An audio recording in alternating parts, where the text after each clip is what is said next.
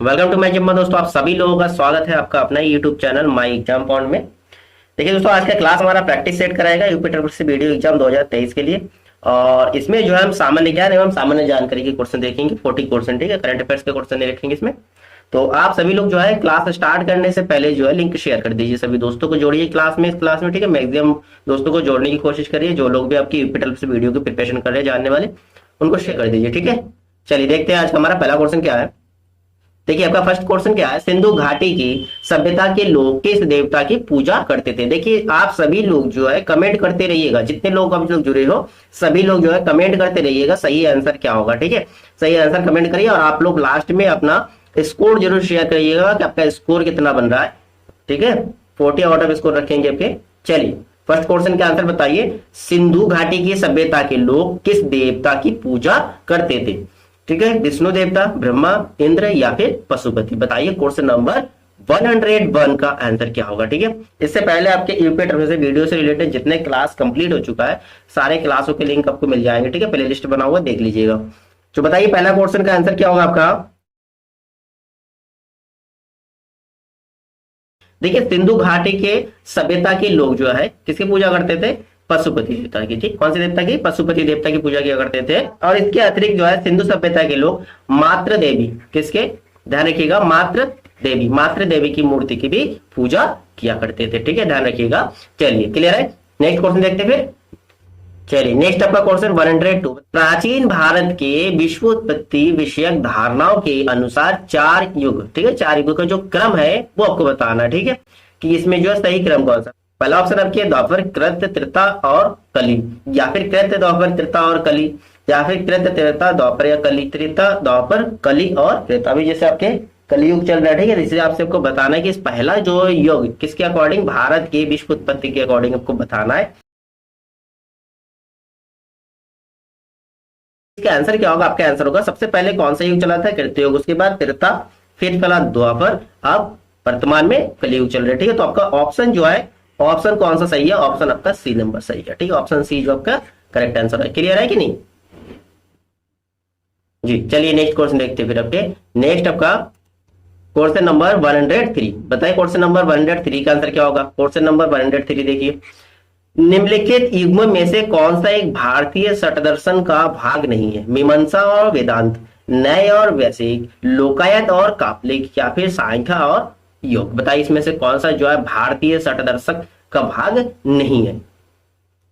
देखिए इसमें जो आपके लोकायत और कापलिक जो है, लोकायत और कापलिक जो है भारतीय षटदर्शक का भाग नहीं है। बाकी आपके जो मीमांसा वेदांत की बात करें, न्याय और वैशेषिक की बात करें, या फिर सांख्य और योग की बात करें, ये जो है भारतीय षटदर्शक का ही भाग है। चलिए नेक्स्ट क्वेश्चन देखते हैं। नेक्स्ट आपका क्वेश्चन नंबर 104, देखिए क्वेश्चन नंबर 104 क्या है। क्वेश्चन नंबर 104 क्या कह रहा है, सिकंदर के हमले के समय उत्तर भारत पर निम्नलिखित राजवंशों में से किस एक का शासन था। नंद वंश का, मौर्य वंश का, शुक वंश का, या फिर कर्ण वंश का। बताइए क्वेश्चन नंबर 104 का आंसर क्या है। कमेंट करते रहिए, आप सभी लोग कमेंट करते रहिए, आंसर बताते रहिए कि आपका 104 का आंसर क्या होगा जी। डेली प्रैक्टिस सेट लगाते रहिएगा तभी आपका स्कोर अच्छा बनेगा। तो क्वेश्चन नंबर 104 का आपका आंसर क्या होगा, सिकंदर ने जब भारत पे आक्रमण किया था, कब आक्रमण किया था, 326 में, 326 ईसा पूर्व में किया था सिकंदर ने भारत पर आक्रमण। और उस समय जो है भारत में कौन से वंश का, नंद वंश का शासन था। कौन से, नंद वंश का शासन था, ठीक है। क्वेश्चन नंबर 104 का आंसर हो गया आपके ऑप्शन नंबर फर्स्ट। क्लियर है। चलिए नेक्स्ट क्वेश्चन में। चलिए नेक्स्ट देखिए आपके, नेक्स्ट आपका क्वेश्चन नंबर 105, देखिए क्वेश्चन नंबर 105 क्या कह रहा है, परम भागवत, ठीक है, की उपाधि धारण करने वाला प्रथम गुप्त शासक कौन है इसमें से, ठीक है। परम भागवत की उपाधि धारण करने वाला प्रथम गुप्त शासक कौन है, चंद्रगुप्त प्रथम, समुद्रगुप्त, चंद्रगुप्त द्वितीय, या फिर रामगुप्त। आपका क्वेश्चन नंबर 105 का आंसर क्या होगा, परम भागवत की उपाधि। देखिए परम भागवत की उपाधि चंद्रगुप्त द्वितीय यानी कि विक्रमादित्य ने जो है धारण किए थे, ठीक है। इनके शासन काल जो है 375 से लेकर 415 ईस्वी तक, ठीक है। और चंद्रगुप्त द्वितीय के शासन काल में यानी कि 375 ईस्वी से 415 ईस्वी के बीच में ही कला और साहित्य जो प्रगति पे थे, ठीक है, कला और साहित्य। इसीलिए इस शासन काल को जो है स्वर्ण काल के नाम से भी जाना जाता था। ठीक है, गुप्त काल को स्वर्ण काल के रूप से जाना जाता था, चंद्रगुप्त द्वितीय के शासन काल को। स्पेशलिस्ट। ठीक है, चलिए देखते हैं नेक्स्ट क्वेश्चन आपका क्या है। नेक्स्ट आपका क्वेश्चन 106, क्वेश्चन नंबर 106। बताइए क्वेश्चन नंबर 106 का आंसर क्या हो रहा है आपके। शिवाजी का छत्रपति के रूप में औपचारिक रूप से जो है राज्याभिषेक कहां पर हुआ था। ठीक है, पुणे में, कोल्हापुर में, रायपुर में या फिर अहमदनगर में। बताइए क्वेश्चन नंबर 106 का आंसर क्या है। आंसर कमेंट करते रहिएगा। चलिए आंसर बताइए क्वेश्चन नंबर 106 का क्या होगा। शिवाजी का छत्रपति के रूप में औपचारिक राज्याभिषेक कहां हुआ था। रायगढ़ में हुआ था। कहां हुआ था। रायगढ़ में हुआ था। आपका आंसर होगा ऑप्शन नंबर सी जो है आपका करेक्ट आंसर होगा। ऑप्शन नंबर सी, रायगढ़ में जो है शिवाजी का राज्याभिषेक 1674 ईस्वी में हुआ था। 1674 ईस्वी में हुआ था। नेक्स्ट आपका क्वेश्चन नंबर 107, क्वेश्चन नंबर 107। बताइए क्वेश्चन नंबर 107 का आंसर क्या होगा। 1947 के भारतीय स्वतंत्रता अधिनियम द्वारा लाया गया एक परिवर्तन निम्नलिखित में से कौन सा जो है नहीं है। देखिए आपसे पूछा कौन सा जो नहीं है। पहला क्या, एक अंतरिम संविधान प्रदान करने के लिए भारत सरकार अधिनियम 1935 को संशोधित किया गया। बिल्कुल सही है। भारत की अधीनता को समाप्त किया गया। भारत की अधीनता को समाप्त किया, सिंपल सी आजादी मिले थे तो भारत की अधीनता को समाप्त किया गया था, ये भी सही है। नए संविधान के निर्माण तक सत्ता का स्रोत राजमुकुट था। नए संविधान के निर्माण तक सत्ता का स्रोत राजमुकुट था। बिल्कुल नहीं, ये गलत है, राजमुकुट में नहीं था, क्योंकि आंतरिम सरकार जो है गवर्नर हुआ करते थे, गवर्नर। ठीक है, जब तक संविधान का निर्माण नहीं हुआ तब तक गवर्नर थे। ठीक है, इसके बाद पूछे प्रथम भारतीय गवर्नर कौन थे। राजगोपालाचार्य। ठीक है, राजगोपालाचार्य जो है प्रथम गवर्नर थे भारत के। ठीक है, भारत के प्रथम गवर्नर राजगोपालाचार्य जी थे। आपका लास्ट ऑप्शन है भारतीय अधिराज्य का संविधानिक प्रमुख गवर्नर जनरल था। बिल्कुल यही बात मैं कह रहा था, भारतीय अधिराज्य का संविधानिक प्रमुख गवर्नर जनरल थे। ठीक है, प्रथम गवर्नर जनरल स्वतंत्र भारत की राजगोपालाचारी, और इससे पहले माउंटबेटन थे। ठीक है, क्लियर है। चलिए नेक्स्ट क्वेश्चन देखते हैं। नेक्स्ट आपका क्वेश्चन नंबर 108। देखिए क्वेश्चन नंबर 108 क्या है। ब्रिटिश शासन के दौरान भारत में उद्योगों का कोई स्वतंत्र विकास नहीं हुआ, इसका क्या कारण है आपको ये बताना है। ब्रिटिश शासन काल में जो है भारत के उद्योगों का कोई स्वतंत्र विकास नहीं हुआ था, इसका कारण क्या है। उद्योगों का अभाव था, या विदेशी पूंजी की कमी थी, या फिर प्राकृतिक संसाधनों की कमी थी, या फिर धनिक वर्ग, ठीक है, जो अमीर वर्ग द्वारा भू संपत्ति में निवेश करने को तरजीह दिया गया था। तो बताइए क्वेश्चन नंबर 108 का आंसर क्या हो रहा। देखिए उद्योगों का अभाव, बिल्कुल ये पॉइंट तो सही था, उद्योगों का क्या था, अभाव था। तो आपका पहला ऑप्शन एक करेक्ट होगा आंसर। ठीक है, चलिए नेक्स्ट क्वेश्चन देखते हैं।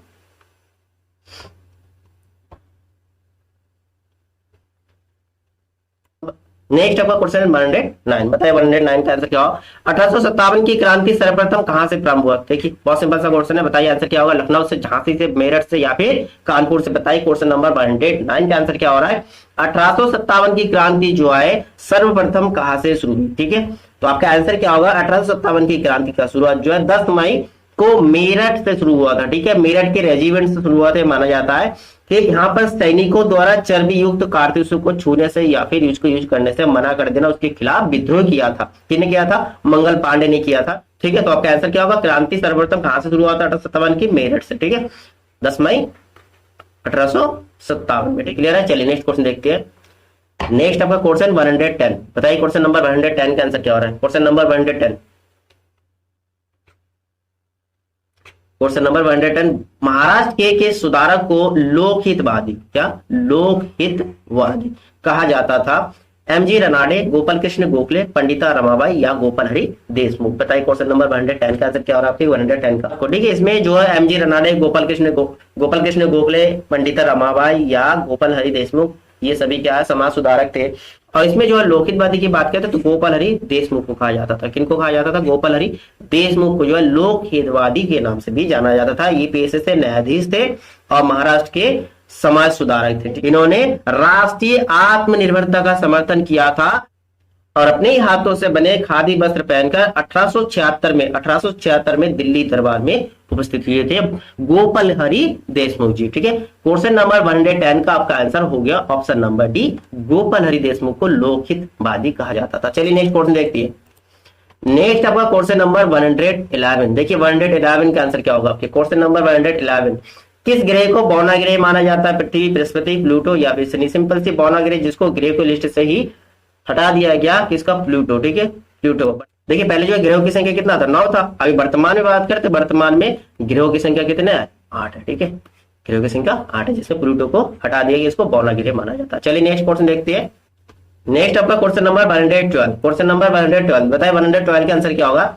1 डिग्री अक्षांश कितने किलोमीटर को निरूपित करता है, 321 किलोमीटर, 211 किलोमीटर, 111 किलोमीटर या फिर 91 किलोमीटर। बताइए क्वेश्चन नंबर 112 का आंसर क्या होगा। जी बहुत अच्छा क्वेश्चन है। 1 डिग्री अक्षांश की बात करें, ये जो है 111 किलोमीटर को निरूपित करता है, 111 किलोमीटर। ऑप्शन नंबर सी जो है ये आपका करेक्ट आंसर है क्वेश्चन नंबर 112 का। क्लियर है। चलिए नेक्स्ट क्वेश्चन देखते हैं। नेक्स्ट आपका क्वेश्चन नंबर 113। देखिए 113 नंबर क्वेश्चन क्या आपके, क्वेश्चन नंबर 113 क्या कह रहा है, निम्नलिखित ज्वालामुखियों में से कौन सा जो है सक्रिय यानी कि एक्टिव वोल्केनो की बात कर रहे हैं, कौन सा एक्टिव वोल्केनो यानी कि सक्रिय ज्वालामुखी है, माउंट कैमरून, एजोरस या माउंट किलिमंजारो। इनमें से जो कूट सही बनता है वो आपको आंसर देना है कि इसमें से कौन सा कूट जो है सही बन रहा है आपके। केवल 1 और 2, केवल 1 और 3, केवल 2 और 3 या फिर 1 2 3, तीनों ऑप्शन करेक्ट है। बताइए क्वेश्चन नंबर 113 का आंसर क्या होगा। आपको बताना है एक्टिव वोल्केनो इसमें से कौन कौन से है। तो अगर सक्रिय ज्वालामुखी की बात करें, सक्रिय ज्वालामुखी यानी कि एक्टिव वोल्केनो कौन कौन सा है, पहला तो आपके माउंट कैमरून हो गया, दूसरा आपके क्या एजोरस हो गया। ये दोनों जो आपके सक्रिय ज्वालामुखी यानी कि एक्टिव वोल्केनो है, जबकि माउंट किलिमंजारो एक सुप्त यानी कि आपके निष्क्रिय ज्वालामुखी है, ये निष्क्रिय ज्वालामुखी है किलिमंजारो। बाकी दोनों आपके क्या है, सक्रिय ज्वालामुखी है, ठीक है। तो यानी कि ऑप्शन आपका कौन सा सही होगा, फर्स्ट और सेकंड सही है, तो आपका यानी कि ऑप्शन ए करेक्ट होगा। ऑप्शन ए जो आपका करेक्ट आंसर है क्वेश्चन नंबर 113 का। क्लियर है। चलिए नेक्स्ट क्वेश्चन देखते हैं।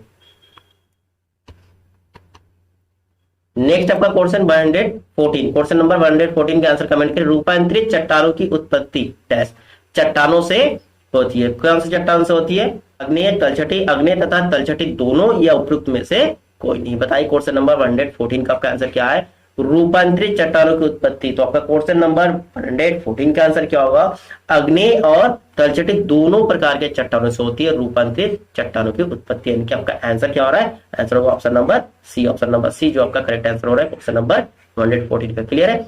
चलिए फिर नेक्स्ट क्वेश्चन में, चलिए नेक्स्ट क्वेश्चन देखते हैं।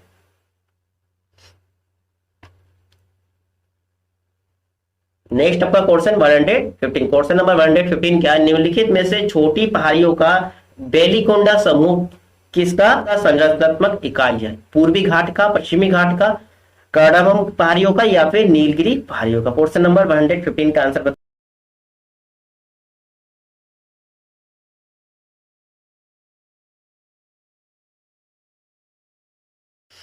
चलिए क्वेश्चन नंबर 115 का आंसर बताइए। तैयारी करते रहिए, सिलेक्शन जरूर होगा, विश्वास रखिए भगवान पे और तैयारी करते रहिए, भोलेनाथ की कृपा से आप सभी लोगों का सिलेक्शन हो जाए। 115 का आंसर क्या हो रहा है आपके, क्वेश्चन नंबर 115 का आंसर होगा आपका ऑप्शन नंबर ए, पूर्वी घाट। क्या होगा, पूर्वी घाट होगा आंसर आपका, ठीक है। बेलिकोंडा समूह का संरचना कौन सा, पूर्वी घाट है। चलिए क्वेश्चन देखते हैं नेक्स्ट आपका, क्लियर हो गया तो चलिए नेक्स्ट क्वेश्चन आपका होगा 116। कमेंट करते रहिए आप सभी लोग। क्वेश्चन नंबर 116 बताइए, क्वेश्चन नंबर 116 का आंसर क्या होगा। अच्छा क्वेश्चन है, वर्ष 1933 में अर्थशास्त्र में जो है माइक्रो और मैक्रो, ठीक, ये दो शब्द जो जोड़ा गया था या प्रयोग किया गया था, सर्वप्रथम किसने किया था, ये रगनार फ्रिस्क ने किया था, आई फिशर ने किया था, जेम्स टोबिन ने किया था, फिर गर्ली ने किया था। क्वेश्चन नंबर 116 का आंसर कमेंट करिए। देखिए 1933 में जो है अर्थशास्त्र में माइक्रो और मैक्रो दो शब्द सर्वप्रथम जो है रगनार फ्रिस्क ने यूज किया था, ठीक है, रगनार फ्रिस्क ने किया था। और इनको जो है 1969 में जो है नोबेल पुरस्कार से सम्मानित किया गया, अर्थशास्त्र के नोबेल पुरस्कार से सम्मानित भी किया गया था। चलिए नेक्स्ट क्वेश्चन देखते हैं। नेक्स्ट आपको क्वेश्चन होगा 117, क्वेश्चन नंबर 117 है। देखिए क्वेश्चन नंबर 117 क्या है आपका, एकाधिकारी किसके आधार पर मूल्य विभेदन का आश्रय लेता है, मांग के नियम का या फिर पूर्ति के नियम का या फिर पूर्ति लोच या फिर मांग लोच, ठीक है। एकाधिकारी, देखिए एकाधिकारी किसके आधार पर जो है मूल्य विभेदन का आश्रय लेता है। देखिए एकाधिकारी का आशय क्या होता है, पहले ये जानिए। एकाधिकारी का आशय होता है बाजार की उस स्थिति से होता है जिसमें एक वस्तु जो है विशेष का अकेला उत्पादक या विक्रेता, एक ही उत्पादक हो और उसका विक्रेता भी वही अकेला, तो उस वस्तु की पूर्ति का पूर्ण नियंत्रण उसी के पास होगा, तो उसका एकाधिकारी हुआ कि नहीं। तो ये एकाधिकारी जो है मांग की लोच के विभेदन पर आश्रय लेता है, ठीक है। ऑप्शन नंबर डी जो है आपका करेक्ट आंसर होगा, मांग की लोच पर डिपेंड करता है। भाई वो अकेला उत्पादक है और या फिर वही अकेला विक्रेता है, तो वो तो मांग पे डिपेंड करेगा, जैसा लोच होगा, जैसा डिमांड होगा उस हिसाब से वो मूल्य विभेदन करेगा, ठीक है ना। चलिए नेक्स्ट क्वेश्चन देखते हैं। नेक्स्ट आपका क्वेश्चन 118, देखिए क्वेश्चन नंबर 118 क्या है। उत्पादन फलन किसके बीच संबंध है? उत्पादन का जो फलन बनता है, ठीक है ग्राफ, तो किसके बीच का संबंध है? उत्पादन और उत्पादक कारक का, उत्पादन और आय का, उत्पादन और लाभ का, या उत्पाद और कीमत का। बताइए क्वेश्चन नंबर 118 का क्या आंसर। और आपके क्वेश्चन नंबर 118 देखिए, उत्पादन फलन की बात करते सिंपल सी, किसके बीच का संबंध होगा? आपका आंसर होगा उत्पादन और उत्पादक कारक। ठीक है, उत्पादक कारक कौन है? इसी के बीच का जो फलन बनाते हैं। क्वेश्चन नंबर 118 का आंसर हो गया आपका ऑप्शन नंबर फर्स्ट। चलिए नेक्स्ट क्वेश्चन देखते हैं। नेक्स्ट देखिए आपका क्वेश्चन नंबर 119। क्वेश्चन नंबर 119 क्या है? गांधीवादी अर्थव्यवस्था का आधार क्या था? देखिए गांधीवादी अर्थव्यवस्था का आधार क्या था? मशीन आधारित? जी बिल्कुल नहीं, क्योंकि गांधी जी मशीनों का बहिष्कार किया था, क्योंकि इसमें व्यक्तिगत लाभ का नुकसान होता है और बेरोजगारी बढ़ती है, इसलिए गांधी जी इसका विरोध किया करते थे मशीन आधारित विकास पर। खादी एवं कुटीर उद्योग आधारित विकास, गांधीवादी अर्थव्यवस्था जो है खादी एवं कुटीर उद्योग आधारित विकास का आधार था। ठीक है, विदेशी सहायता आधारित विकास बिल्कुल इसको भी मानते नहीं थे, उपयुक्त में से कोई नहीं। तो आपका आंसर हो गया ऑप्शन नंबर बी, गांधीवादी अर्थव्यवस्था जो है खादी एवं कुटीर उद्योग आधारित विकास था। चलिए नेक्स्ट क्वेश्चन देखते हैं। बिल्कुल सही है, आपका option number B correct answer हो रहा है। चलिए नेक्स्ट आपका क्वेश्चन नंबर 120। क्वेश्चन नंबर 120 क्या है? अर्थशास्त्र शब्द किस भाषा से लिया गया? फ्रांसीसी, यूनानी, जर्मन या फिर अंग्रेजी? अर्थशास्त्र शब्द जो है किस भाषा से लिया गया है? क्वेश्चन नंबर 120 का आंसर क्या होगा? देखिए अर्थशास्त्र जो है एक यूनानी शब्द है, ठीक है, यूनानी भाषा से लिया गया है। यूनानी भाषा से लिया गया अर्थशास्त्र जो है, ठीक है। अर्थशास्त्र जो अर्थ और शास्त्र ये दो शब्दों से मिलकर बना है, ठीक है। इसका अर्थ होता है धन का अध्ययन, ठीक है। इसका अर्थ की बात करते हैं, अर्थ आपका क्या होता है? धन का अध्ययन, धन का अध्ययन, ठीक है। क्लियर है। चलिए नेक्स्ट क्वेश्चन देखते हैं। आपका नेक्स्ट आपका क्वेश्चन होगा 121। क्वेश्चन नंबर 121 देखिए, भारत के संविधान का निर्माता किसे माना जाता है? बहुत सिंपल सी क्वेश्चन है आपका 121। महात्मा गांधी, बी आर अम्बेडकर, जवाहरलाल नेहरू या बी एन राव? सिंपल सी है, भारत के संविधान निर्माता किन्हें माना जाता है? बी आर अम्बेडकर जी को। ऑप्शन नंबर बी आपका करेक्ट आंसर हो रहा है। चलिए नेक्स्ट क्वेश्चन देखते हैं। देखिए डॉक्टर बी आर अम्बेडकर की संविधान, डॉक्टर बी आर अम्बेडकर ने संविधान का हृदय और आत्मा किसे कहा है? बहुत अच्छा क्वेश्चन है। बी आर अम्बेडकर जी ने संविधान का हृदय और आत्मा किसे कहा था? समानता का अधिकार, शोषण के विरोध अधिकार, संवैधानिक उपचारों का अधिकार या धर्म की स्वतंत्रता का अधिकार? बहुत अच्छा क्वेश्चन है। बताइए क्वेश्चन नंबर 122 का आंसर क्या हो रहा है? संविधान का हृदय और आत्मा किसे कहा है? देखिए संवैधानिक उपचारों का अधिकार, संवैधानिक उपचारों का अधिकार ऑप्शन नंबर सी जो है संवैधानिक उपचारों का अधिकार को जो है बी आर अम्बेडकर जी ने हृदय और आत्मा कहा है, ठीक है। चलिए नेक्स्ट क्वेश्चन देखते हैं। संविधान सभा के किस सदस्य ने एक समाधान प्रस्तावित किया कि भारत का राष्ट्रीय ध्वज जो है समान अनुपात में केसरिया, सफेद और गहरे हरे रंग का 36 तिरंगा हो, जिसमें बीच में गहरे नीले रंग का एक चक्र हो, ठीक है। तो संविधान के किस सभा के सदस्यों ने यह प्रस्ताव रखा था? आपको बताना। जवाहरलाल नेहरू जी ने, बी आर अम्बेडकर जी ने, राजेंद्र प्रसाद जी ने या फिर सरदार वल्लभ भाई पटेल जी ने?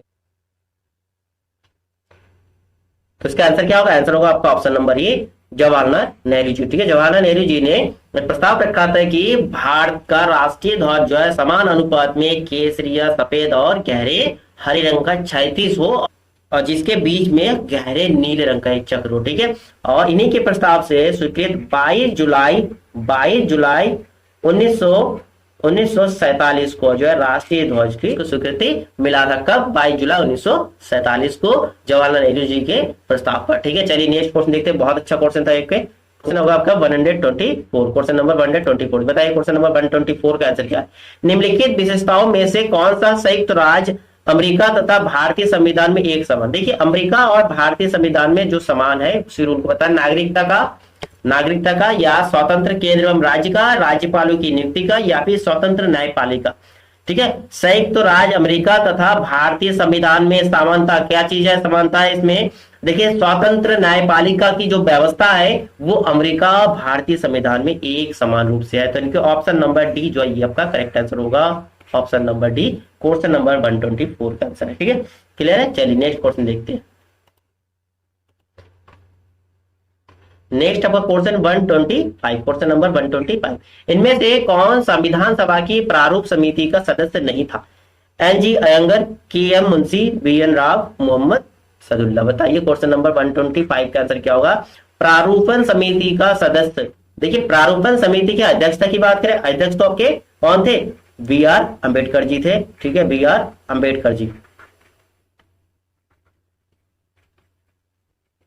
ठीक है, और इसके अलावा 6 सदस्य थे। कितने सदस्य? 6 सदस्य थे, जिसमें NG Ayyangar, K M Munshi, Mohammad Saadulla और आपके फोर्थ हो जाएंगे बी एल मित्रा जी। और उसके बाद फिफ्थ नंबर पे के एस मुंशी जी, के एस मुंशी। और 6 नंबर पे कृष्ण स्वामी अयंगर,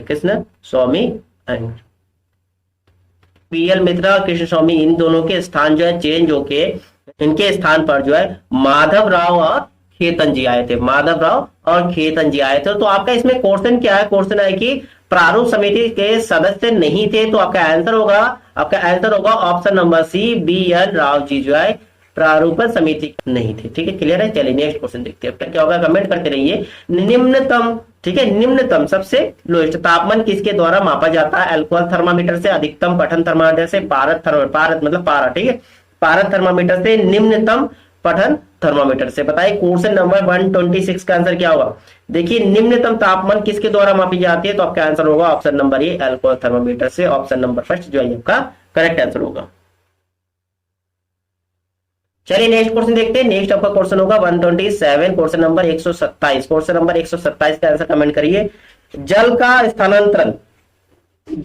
स्थानांतरण है असुगठित या संसुगठित या ए और बी दोनों या उपयुक्त में से कोई नहीं। जल का स्थानांतरण, देखिए जल का स्थानांतरण दोनों प्रकार से होता है, अब सुगठित और संसुगठित दोनों होता है। इनके ऑप्शन नंबर सी जो है आपका करेक्ट आंसर होगा। ठीक है, चलिए नेक्स्ट क्वेश्चन देखते हैं। नेक्स्ट आपका क्वेश्चन होगा 128, क्वेश्चन नंबर 128। आंसर कमेंट करिए 128 का आंसर क्या होगा आपके? क्वेश्चन नंबर 128, कोशिका में निम्न में से कौन सी पाचन थैली कहलाती है? कोशिका में निम्न में से कौन सी जो है पाचन थैली कहलाती है? गोल्गी को, माइटोकॉन्ड्रिया को, राइबोसोम को या लाइसोसोम को? कोशिका यानी कि सेल का पाचन कौन करता है? लाइसोसोम करता है। ऑप्शन नंबर डी जो है आपका करेक्ट आंसर होगा। क्वेश्चन नंबर 128 का आंसर होगा लाइसोसोम, जो कोशिका का आत्मघाती थैली के नाम से जाना जाता है। किससे? आत्मघाती थैली। देखिए क्वेश्चन बनता है कि कोशिका का आत्मघाती थैला किसको कहा जाता है? तो लाइसोसोम का आंसर होगा। क्या होगा? लाइसोसोम का आंसर होगा।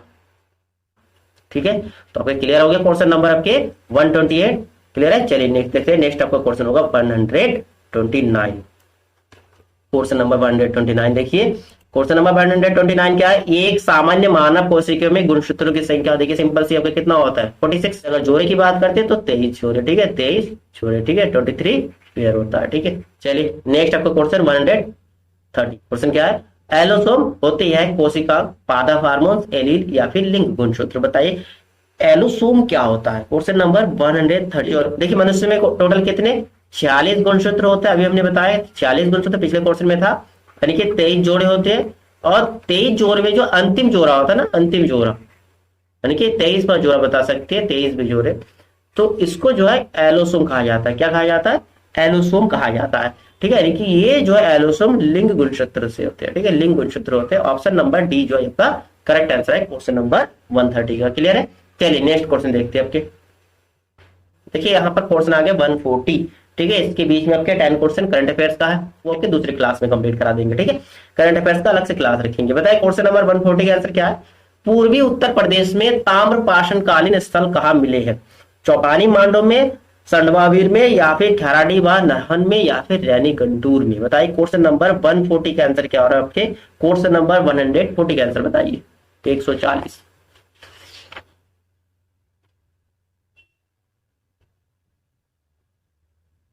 पूर्वी उत्तर प्रदेश में ताम्रपाषाणकालीन स्थान खैराडीबाग और नहन। ठीक है, खैराडीबाग और नहन में मिले थे। क्वेश्चन नंबर 140 का आंसर हो जाएगा ऑप्शन नंबर सी। चलिए नेक्स्ट क्वेश्चन देखते हैं आपका।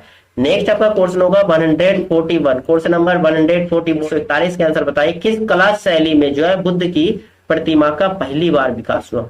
ठीक है, बुद्ध जी की प्रतिमा का पहली बार विकास हुआ। अमरावती कला में, मथुरा कला में, गुप्त कला में या फिर मौर्य कला में? क्वेश्चन नंबर 141 का आंसर क्या होगा? देखिए मथुरा कला में जो है, कौन सी कला में, मथुरा कला शैली में जो है, मथुरा कला शैली में जो है बुद्ध की प्रतिमा का पहली बार विकास हुआ था। ठीक है, क्लियर है। क्वेश्चन नंबर 141 का आंसर हो जाएगा मथुरा कला। क्वेश्चन देखते हैं आपका, नेक्स्ट आपका क्वेश्चन होगा 142। 142 नंबर क्वेश्चन बताइए इसके आंसर क्या होगा। उत्तर प्रदेश में प्रसिद्ध बुलंद दरवाजा कहां से है? सभी लोगों को पता है, फतेहपुर सीकरी में है, लखनऊ में है, जौनपुरी में है, फिर आगरा में है।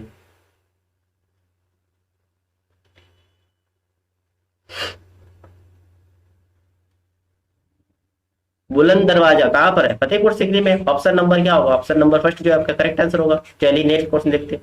उत्तर प्रदेश से संबंधित आपका क्वेश्चन बनना ही है, तो प्रदेश से संबंधित जितने इंपॉर्टेंट क्वेश्चन बनती है उसकी भी अलग से क्लास रखती है। देखिए नेक्स्ट आपका क्वेश्चन 143, ALU यानी कि अर्थमेटिक लॉजिकल यूनिट। ठीक है, कंप्यूटर संबंधित क्वेश्चन है। परिचालन संपन्न करता है लॉगरिथम आधारित ASCII या एल्गोरिथम आधारित या अर्थमेटिक। क्वेश्चन नंबर 143 का आंसर बताइए। सिंपल से इसका फुल फॉर्म मैंने अभी बताया, अर्थमेटिक लॉजिकल यूनिट यानी कि आपका अर्थमेटिक से संबंधित होगा, है ना। क्वेश्चन नंबर 143 का आंसर हो गया ऑप्शन नंबर डी। चलिए नेक्स्ट क्वेश्चन देखते हैं।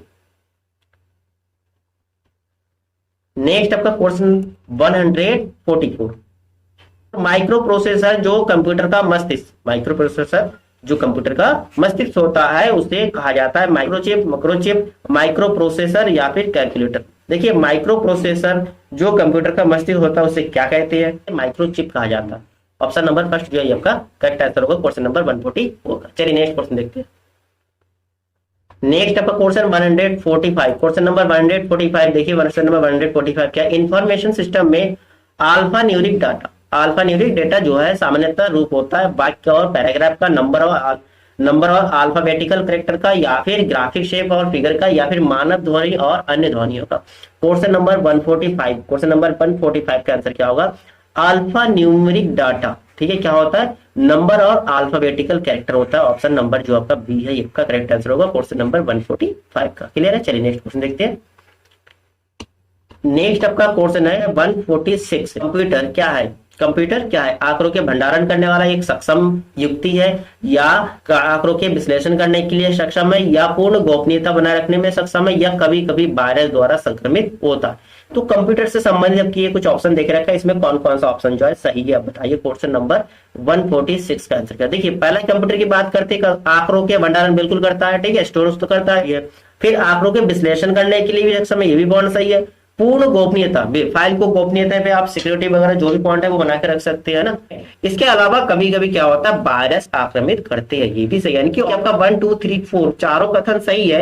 आंसर आपका क्या हो रहा है? आंसर होगा ऑप्शन नंबर डी, सभी चारों कथन जो है कंप्यूटर से रिलेटेड ही है। तो ऑप्शन, तो आपका आंसर हो गया ऑप्शन नंबर डी। चलिए नेक्स्ट क्वेश्चन देखते हैं। नेक्स्ट आपका क्वेश्चन है क्वेश्चन नंबर 147, कंप्यूटर के प्रमुख तकनीकी कार्य में शामिल है। ये भी वैसे ही क्वेश्चन, पिछले क्वेश्चन के तकनीकी कार्य में कौन कौन सा है? डेटा का संकलन तथा निवेशन, बिल्कुल सही है। डेटा का संचयन, बिल्कुल संचयन करते, स्टोरेज वगैरह करते। डेटा संसाधन तथा इंफॉर्मेशन का निर्गमन या पुनर्गमन, बिल्कुल सही है। ठीक है, आपका ऑप्शन कौन से है? ऑप्शन आपका डी सही होगा ना। उपयुक्त सभी चारों कथन, तीनों कथन ऊपर का सही है, कंप्यूटर के तकनीकी कार्य से संबंधित है ना। चलिए नेक्स्ट क्वेश्चन देखते हैं आपका। नेक्स्ट आपका क्वेश्चन होगा 148। चलिए बताइए 148 का आंसर क्या होगा। क्वेश्चन नंबर, विश्व मौसम दिवस कब मनाया जाता है? विश्व मौसम दिवस कब मनाया जाता है? 23 मार्च को, 24 मार्च को, 23 अप्रैल को, या फिर 24 अप्रैल को? 148 नंबर का क्वेश्चन बताइए। विश्व मौसम दिवस जो है, विश्व मौसम दिवस जो है 23 मार्च को मनाया जाता है। कब? 23 मार्च को। ऑप्शन नंबर फर्स्ट जो है आपका करेक्ट आंसर होगा। चलिए नेक्स्ट क्वेश्चन देखते हैं आपके। देखिए दिवस, देखिए अंतर्राष्ट्रीय और राष्ट्रीय दिवस याद जरूर कर लीजिएगा, आपका एक या दो क्वेश्चन इससे बनना ही है। ठीक है, राष्ट्रीय और अंतर्राष्ट्रीय जितने दिवस बन रहा है सारे याद कर लीजिएगा। चलिए नेक्स्ट क्वेश्चन देखते हैं। नेक्स्ट आपका question number 149, Sultan Azlan Shah cup किस खेल से संबंधित है? बैडमिंटन, हॉकी, टेबल टेनिस, या फिर गोल्फ? क्वेश्चन नंबर 149 देखिए, सुल्तान अजलन शाह जो है हॉकी की एक अंतर्राष्ट्रीय प्रतियोगिता है। इसकी शुरुआत जो है 1983 में, 1983 में किया गया था। 1983 में शुरुआत किया गया था मलेशिया में। और सुल्तान अजलन शाह जो है मलेशिया, ठीक है, मलेशिया में शुरुआत किया गया था। तो मलेशिया का ये 9वें राजा थे, इन्हीं के नाम से ये खेल रखा जाता है हॉकी। ठीक है, हॉकी खेल 1983 में शुरुआत किया गया था सुल्तान अजलन शाह का। चलिए नेक्स्ट क्वेश्चन देखते हैं।